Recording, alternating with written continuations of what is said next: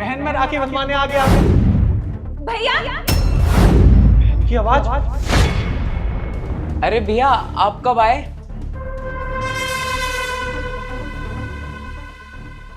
मैं तो अभी आया हूँ, लेकिन वो बहन के चिल्लाने की आवाज आ रही थी। अरे नहीं भैया, भाभी की आवाज कैसे आएगी? और वो तो अभी अभी ऑफिस के लिए निकल गई। जॉब के लिए निकल गई? पर मेरी तो उससे अभी बात हुई थी, उसने बोला मैं घर पर हूँ। 1 मिनट, मैं उसे अभी कॉल करता हूँ। अरे भैया वो ना भाभी अपना फोन घर पर ही छोड़ गई है। वो ना ऑफिस में थोड़ा काम था तो इसलिए उनका फोन जल्दबाजी में घर पर रह गया। अब भैया आप तो जानते ही हो, जब से भैया की डेथ हुई है उसके बाद से भाभी हैं जो घर का खर्चा चलाती हैं। हाँ, पर आज तो रक्षाबंधन था ना, तो उसे घर पे रुकना चाहिए था। पता नहीं अब मुझे कब फौज से छुट्टी मिलेगी और कब मैं उससे मिल पाऊंगा। अरे क्या कर सकते हैं भैया, भाभी की भी मजबूरी थी। कोई नहीं, जब वो घर पे आएंगे ना तो मैं उनको बोल दूंगा आपको कॉल कर ले। अच्छा ठीक है, मैं चलता हूँ।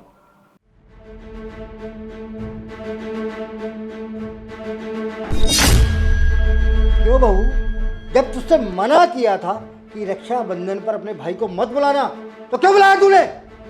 ससुर जी आप मेरे साथ ऐसा क्यों कर रहे हो? और आप देवर जी, आपको तो मैं अपने छोटे भाई की तरह मानती हूँ, और आप भी। चुप कर। एक तो तू मेरे बड़े बेटे को खा गई, ऊपर से तेरा खर्चा भी हम उठाएं। तुझसे हमने 1000 बार बोला है कि अपने भाई को बोल कि हमें पैसे भिजवा दिया करे, पर तू है कि मानती नहीं है। आप दोनों ये कैसी बातें कर रहे हो? उनकी कार एक्सीडेंट में मौत हुई थी, हादसा था वो एक। तो आप दोनों उस सब के लिए मुझे दोषी कैसे ठहरा सकते हो? और मैं कमा तो रही हूँ, घर चला तो रही हूँ अच्छे से। इतना सब करने के बाद भी आप दोनों मुझे बोल रहे हो कि मैं अपने भाई से पैसे मांगू, उसे परेशान करूं। और देवर जी, मैं आपकी पढ़ाई का पूरा खर्चा उठा रही हूँ घर चलाने के साथ ही, ताकि आप अपनी जिंदगी में कुछ कर पाओ, कुछ बन पाओ। लेकिन आप दोनों मेरे साथ ये सब कर रहे हो। अरे तू इसकी चिकनी चुपड़ी बातों मत आ। ये अभी ना जो प्यार से बोल रही है, सिर्फ इसलिए बोल रही है कि इसे हम मारे पीटे नहीं, और ये हमारे घर में बैठ के हराम की रोटी खाती रहे। सही कह रहे हो पापा आप। अगर इस हमारी जरा सी भी फिक्र होती ना तो अपने भाई से पैसे लेती ताकि हम अपना घर चला पाए। सुन, अब ना तू मेरे सामने फालतू जबान मत चला। मैं तुझसे कह दिया ना कि तुझे अपने भाई से पैसे मांगने हैं, मतलब मांगने हैं। ये कैसी बातें करे जा रहे हो आप दोनों? अरे मेरे भाई का फर्ज थोड़ी है कि वो मेरा घर खर्च चलाए, मेरी गृहस्थी देखे। उसकी खुद की भी इतनी सारी जिम्मेदारी है। अब एक छोटी बहन और बाकी है जिसकी शादी करानी है, तो मैं उससे कैसे इतने सारे पैसे मांग लूं? और ऊपर से आप दोनों के कहने पे मैंने पिछले ही हफ्ते उससे 1 लाख रुपए मांगे थे। उसने बिना कुछ सोचे समझे आप लोगों को दे दिए, मुझसे कुछ पूछा भी नहीं कि बहन किस लिए जरूरत है।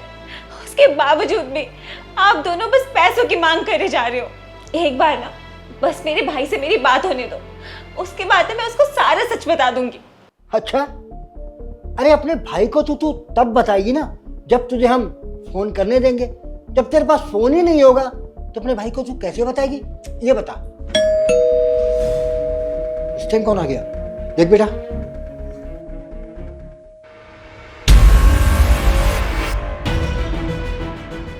अरे बेटा, तुम तो बॉर्डर जाने के लिए निकले थे, गए नहीं अभी तक?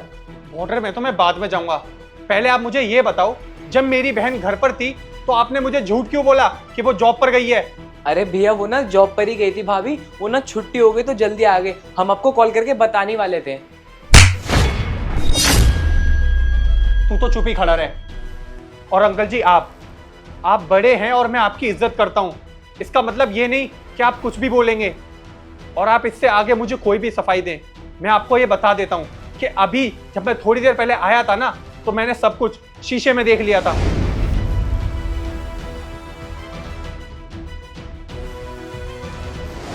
बेटा, जैसा तुम समझ रहे हो ना वैसा बिल्कुल भी नहीं। देखिए अंकल जी, मैं आपकी उम्र का लिहाज कर रहा हूं, वरना जैसे आपके बेटे को थप्पड़ मारा है ना, वैसे ही आपको भी मार सकता हूं। और ये सब आप पैसों के लिए कर रहे हो ना? और क्या पैसा लगा रखा है आप लोगों ने?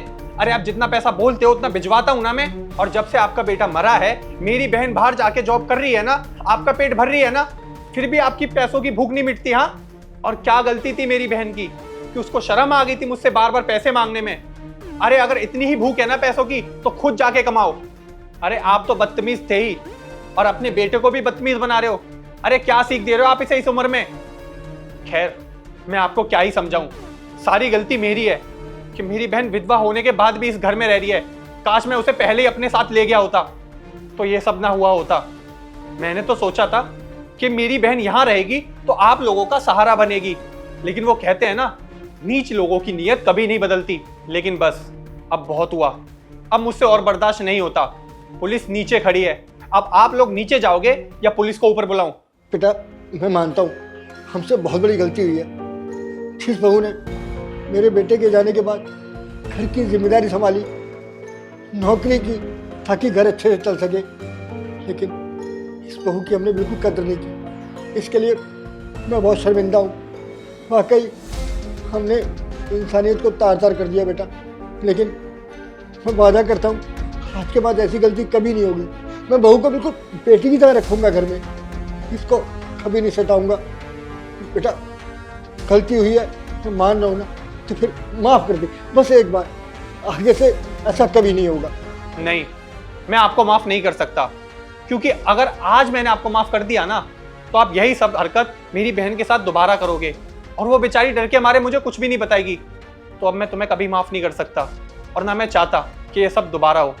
तो आप लोग चुपचाप नीचे चले जाओ, क्योंकि अगर पुलिस ऊपर आ गई ना तो आप दोनों सोच भी नहीं सकते कि आपके साथ क्या होगा।